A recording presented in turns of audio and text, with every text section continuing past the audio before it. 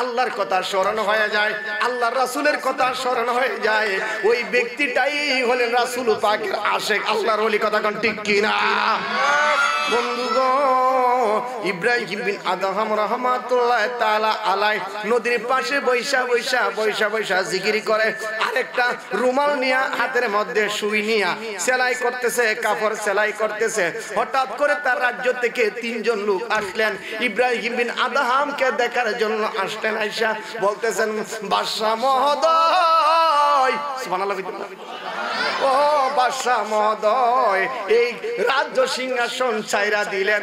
বাদশা মহোদয় গো, আপনার সোনার হরিণ ছাইরা দিয়া আপনি একা একা সলাগত দিয়া কেমনে এখানে বসে আছেন গো বাদশা মহোদয়? ইব্রাহিম বিন আদহাম বলেন, আমি যা পেয়েছি তোমরা যদি তা পাইতে তোমরাও পাগল হয়ে যাইতে। কোন সুবহানাল্লাহ। আপনি কি পেয়েছেন আমাদেরকে একটু দেখান না। এই মুহূর্তে ইব্রাহিম বিন আদহামের হাতের মধ্যে একটা সুই ছিল, সুই দিয়া যে মা বোনের আছে কি কেতা সেলাই করে না, এই সুই ছিল। এই সুইটা তিনি কি করলেন? নদীর মধ্যে ফেলে দিলেন, নদীর ভিতরে ফেলে দিলেন, দাজলা নদীর মধ্যে ফেলে দিলেন। বন্ধুরে, ইন দি মিন টাইমে সুইটা যখন ফেলে দিলেন, নিক্ষেপ করে নদীর মধ্যে ডাক দিয়া বলে, নদীর মাছ, সুবহানাল্লাহ বলেন না, ও নদীর মাছ, নদীর মাছ রে, আমি যেই সুইটা ফেলে দিলাম এই সুইটা আমার একটু আয়না দেস না। সুবহানাল্লাহ বলেন না। হ্যাঁ, হাত থেকে একটা সুই ফেলে দিলেন। সাধকের কত পাওয়ার শুনেন।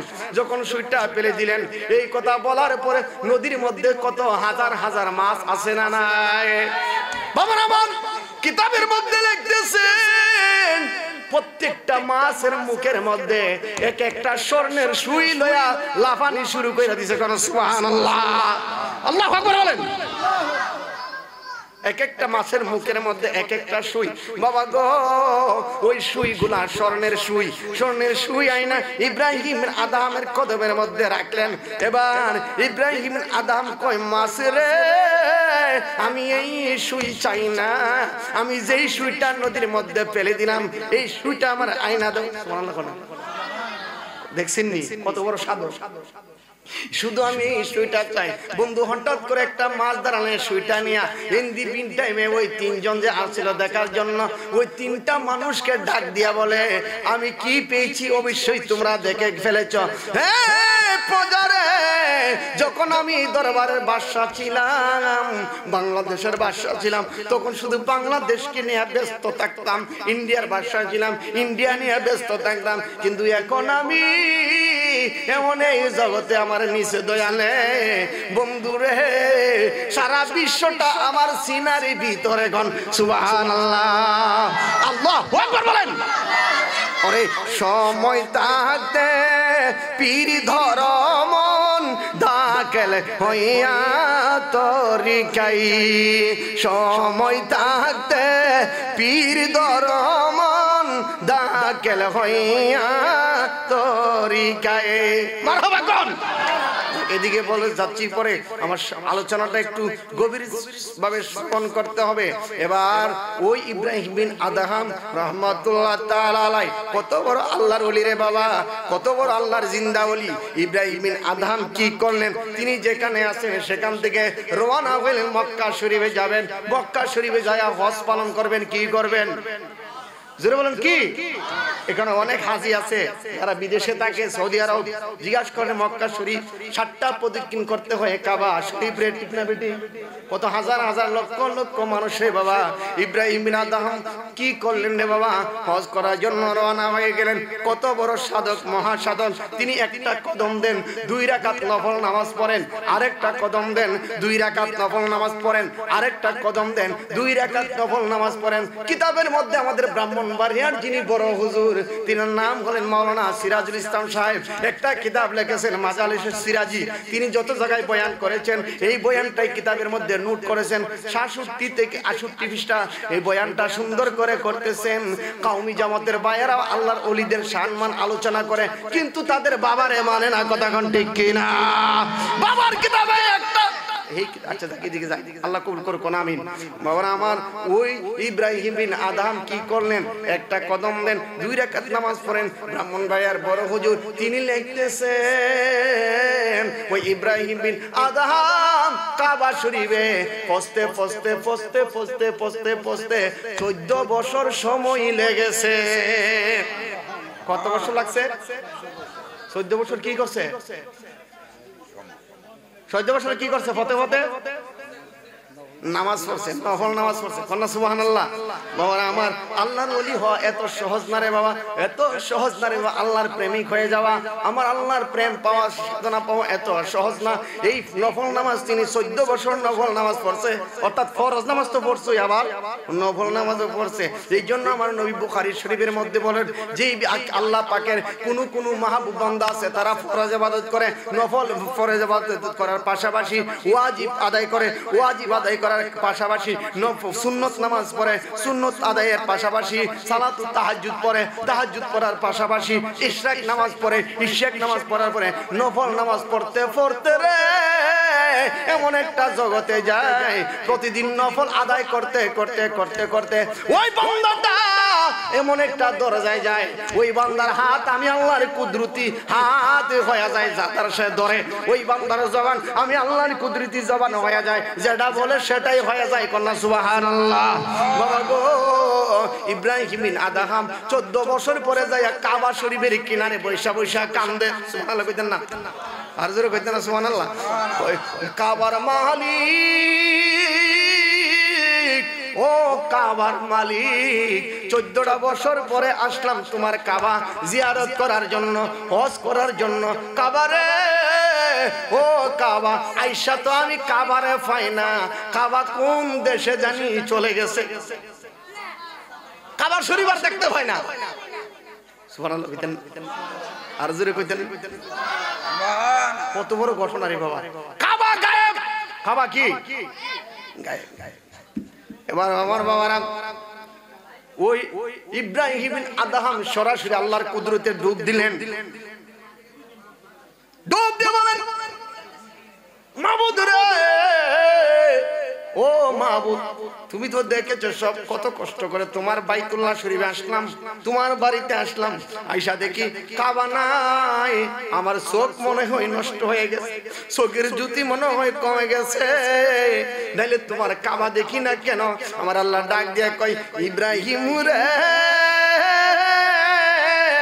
ও আমার ইব্রাহিম আদম, শুনো রে, শুনো রে, শুনো, তুমি আসছো কাবা জিয়ারত করার জন্য, আর কাবা তো চলে গেছে রাবিয়া বসরির বাড়িতে রাবিয়া রে আনার জন্য। সুবহানাল্লাহ বলেন না? আরে বাবারে, কাবা শরীফ চলে গেছে কোথায়? আমার আল্লাহ কই, ওই ইব্রাহিম বিন আদম ইন্তজার, কিছুক্ষণের ভিতরে কাবা এসে যাবে, তুমি থামো, আমি কাবা আসতেছি, তুমি একটু থামো। বাবা, এখানে বড় একটা ঘটনা। কাবা শরীফ যখন রাবিয়া বসরির বাড়িতে চলে গেলেন, রাবিয়া বসরি তখন সকালবেলা উঠান ঝাড়ু দেওয়ার জন্য বাইরে হইছেন। রাবিয়া বসরি রাহমাতুল্লাহ তাআলা বাইরে দেখতেছেন, কুদার কাবা আমার উঠানে দেখা যায়। এই কাবা কি বুঝাইতে চাইছি এটা বুঝেন? আল্লাহর ওলিদের দিল কাবা, হাজার কাবার চাইতে আল্লাহর ওলি গাউস কুতুবদের দিল কাবা আরো আরো আরো আরো দামি। কন্যা সুবহানাল্লাহ। কথা বলেন ঠিক কিনা? বাবা প্রমাণ পাইবেন, শুনেন। নবী ওসি বলেন, কাবা গো, আমি নিয়ত করছি হজ করতে যাব, আপনি কেন আসলেন? কাবা শরীফ ডাক দিয়ে বলেন, ও রাবিয়া বসরি, আপনি, আপনাকে নিয়ে যাওয়ার জন্য স্বয়ং খোদা আমারে পাঠাইছে, আপনাকে আমি নিয়ে যাওয়ার জন্য। কোন সুবহানাল্লাহ। এবার রাবিয়া বসরি কই, কাবা শরীফ, ও কাবা শরীফ আমি যাব, সমস্যা নাই, তবে এই হাকিকতের আলোচনাটা শুনেন। এবার বলেন রাবিয়া গো, রাবিয়া বসরি বলেন, যা তুমি, তোমাকে আমি 3টা প্রশ্ন করব। কয়টা? কয়টা প্রশ্ন?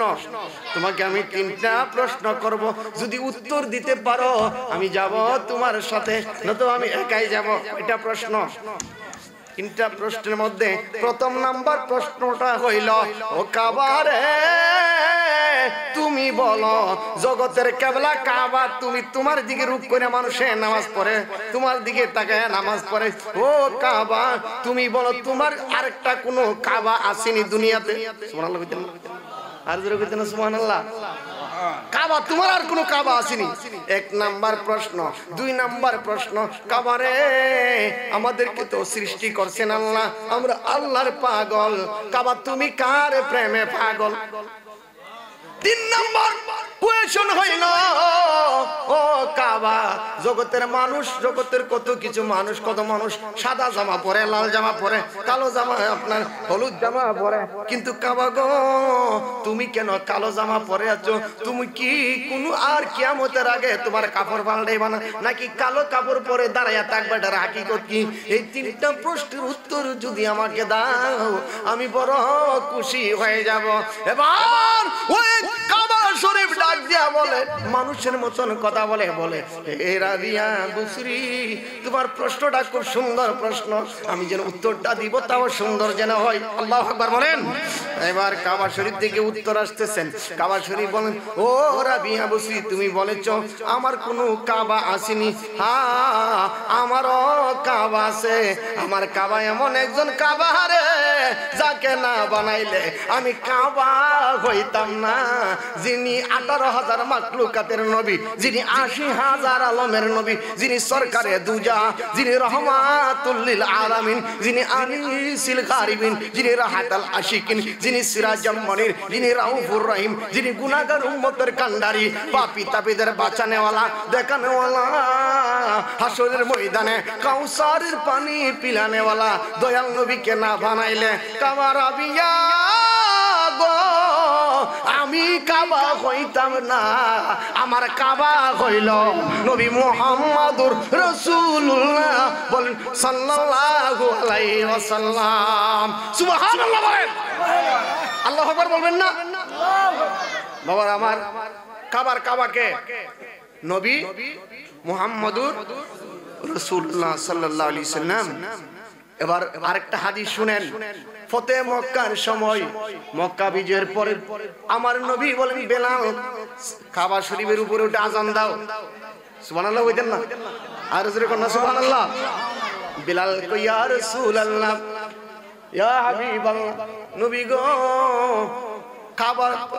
কাবাকে সামনে নিয়ে আজান দিতাম, আমি তখন কাবার চাঁদের উপরে কোথায় আজান দিব, কোন দিকে ফিরে আজান দিব? ওই সুবহানাল্লাহ কোন কোন দিকে ঘুরে আজান দিব? আমার নবী কয় বেলাল তুমি কি জানো না রে, আমি নবী হলাম কাবার কাবা। বেলাল রে, ও বিলাল তুমি আমি নবীর দিকে ঘুরে যাও, আমি নবীর দিকে ঘুরা ঘুরা আমি নবীর সামনে নিয়ে আজান মাইরা দাও। আল্লাহু আকবার বলেন। গোলাপ তো নয় নবী, গোলাপের বাবা, নবীজি আমার কাবারে কাবা। সুবহানাল্লাহ কোন? গোলাপ তো নয় নবী, গোলাপের বাবা, নবীজি আমার কাবারে কাবা, নবীজির সুগন্ধে কাবা হইয়াছে গালায় মুহাম্মদ মুস্তাফা নবী। জবান খুলে মুহাম্মদ গো শাফায়াতের কান্ডারি রাসূলুল্লাহ, গো শাফায়াতের পানি আয় না ইয়া মুহাম্মদ মুস্তাফা নবী সাল্লাল্লাহু আলাইহি ইয়া মুহাম্মদ মুস্তাফা নবী সাল্লাল্লাহু আলাইহি। বাবা বাবা দলিল, প্রথম নূরের সৃজন যিনি, গায়েবের বাণী যার মুখে শুনি। আল্লাহ যে একইটা করতে শুনছেন বাজান, আমার আল্লাহ যে একজন একক, এটা কেডা শোনাইছে আপনাদেরকে? আমাদের কে শোনাইছে? আল্লাহ যে এক আল্লাহ শোনাইছে। হ্যাঁ, নবীর নাম কি? মুহাম্মদুর। শুধু নবী বললে হইতে পারে, বেয়াদবি হইতে পারে। ইয়া রাসূলুল্লাহ সাল্লাল্লাহু আলাইহি ওয়াসাল্লাম প্রথম নূরের সৃজন যিনি। দলিল, আউয়ালু মা খালাকাল্লাহু নূরি, আনা মিন নূরিল্লাহ ওয়া কুল্লু শাইইন মিন নূরি। বলনা সুবহানাল্লাহ। প্রথম নূরের সৃজন যিনি গায়েবের বাণী যার মুখে শুনি দুসরা কোনো মাবুদ নাই এক আল্লাহ ইয়া মুহাম্মদ মুস্তাফা নবী লা ইয়া মুহাম্মদ আয়া গো শাফায়াতের কান্ডারি রাসূলুল্লাহ আগো শাফায়াতের রাসূলুল্লাহ ইয়া মুহাম্মদ মুস্তাফা নবী সাল্লাল্লাহু ইয়া মুহাম্মদ মুস্তাফা নবী আল্লাহু আকবার বলেন জোরে বলেন না ইয়া রাসূলুল্লাহ এই ফুলামান্ডি বইয়া রয়েছে আমার নবীর শান শুনতেছে রে বাবা এরা তো কোন দুনিয়ার কোন নারীর প্রেমে পয়রা শুনতেছে না এরা তো কোন দুনিয়ার লাভের জন্য শুনতেছে না বাবা রে খোদার কসম যদি মহব্বতে আমার নবীর প্রেমে বসতে পারে রে তাদের মা বাবা দাদা দাদি নানা নানি আত্মীয় স্বজন 14 গোষ্ঠীর গুনাহ আল্লাহ ক্ষমা করে দিবে মহব্বতে আমার নবীর প্রেমের পক্ষে থাকার কারণে কোন সুবহানাল্লাহ আল্লাহু আকবার বলেন আল্লাহ যেন তাদের ভবিষ্যৎ জীবনকে উজ্জ্বলময় করে কোন আমিন এক একটা যেন দেশের এক একটা যেন সৈনিক হইতে পারে এক একটা যেন দেশের গর্ব হইতে পারে দেশের সেবা যেন করতে পারে আশিকের রাসূল যেন হইতে পারে ঈমান যেন ঠিক রাখতে পারে কোন আমিন কষ্ট হইতাছে বাবারা আমার তোমাদের আলোচনা আছে সামনে বাচ্চাদের আলোচনা আছে বাবারে বলতেছিলাম এই কষ্ট হইব আপনাদের চলবো এত বেশি না গলা ফিরে যাবো গা আল্লাহু আকবার বলেন কি বলতেছিলাম যে কাবা শরীফের কথা মনে আসেনি কাবা শরীফ বলতেছেন ও রাবিয়া বসরি যাকে তৈয়ার না করলে পৃথিবীর কিছু তৈয়ার হইতো না আমি সেই নবীর প্রেমে সেই নবীর নামে আমি পাগল কোন সুবহানাল্লাহ বাবার আমার কেমনে পাগল জানেননি